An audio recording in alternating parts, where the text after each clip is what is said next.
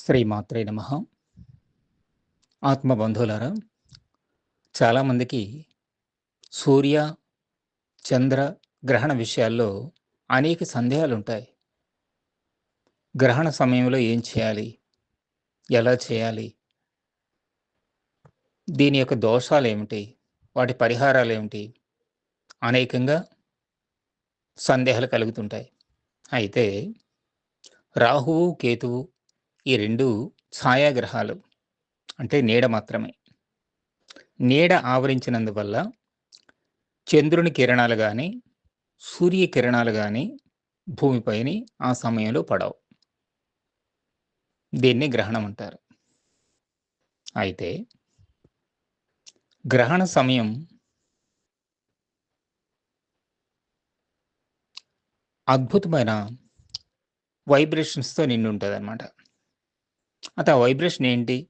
అంటే ఫ్రీక్వెన్సీ ఉంటుంది. ఈ ఫ్రీక్వెన్సీ ఏం చేస్తుందంటే, ఆ సమయంలో నువ్వు ఎలా ఆలోచిస్తావో అలాంటి పరిస్థితులనే నీకు విడుదల చేస్తాయి. ఆ సమయంలో నువ్వేం చేస్తావో దాన్నే నీకు పదే పదే అందజేస్తాయి.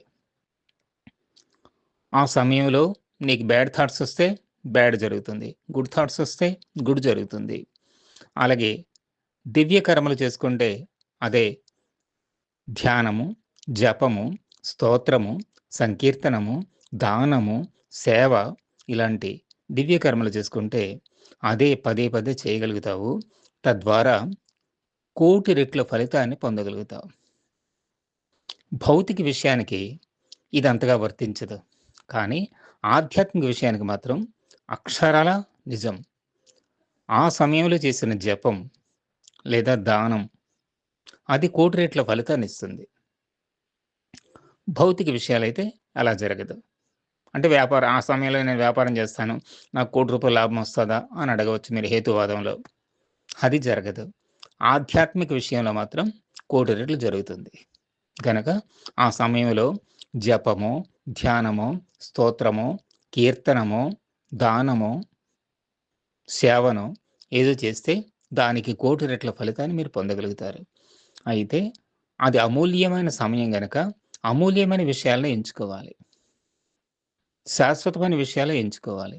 గనక దివ్య మంత్రాలు ఏవైతే ఉన్నాయో గురుదత్త దివ్య మంత్రాలు.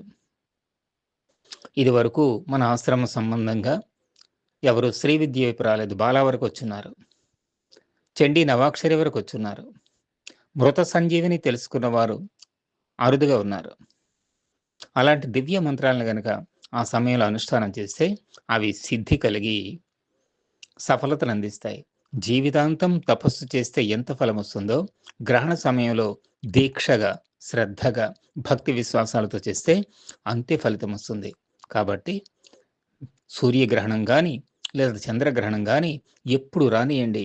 ఆ సమయంలో మీరు దివ్య మంత్రానుష్ఠానం చేసుకోవటం. వీలైనంతలో గురు సేవ, ఆధ్యాత్మిక సేవ చేస్తే అమోఘమైన ఫలితాలు పొందగలుగుతారు. తర్వాత ఆసనం పైన కూర్చోవచ్చా? రుద్రాక్షమాల వేసుకోవచ్చా? జపమాల పట్టుకోవచ్చా? దానికి మైలు అంటుతుందేమో, మైలు సోకుతుందేమో అని అంటారు. దేనికి ఎక్కడా మైలు సోకదు. దీనికి సంప్రోక్షణలేమీ అవసరం లేదు. మీకు సందేహం ఉంటే వాటిపైనే పసుపు నీళ్ళు సంప్రోక్షణ చేసుకున్న తర్వాత. కానీ అదేమి మైల సమయం కాదు. చాలా ఎక్కువ ఆధ్యాత్మిక శక్తి, దివ్య శక్తి తరంగాలు ప్రవహించే సమయం అది. ఆ సమయాన్ని సద్వినియోగం చేసుకోండి.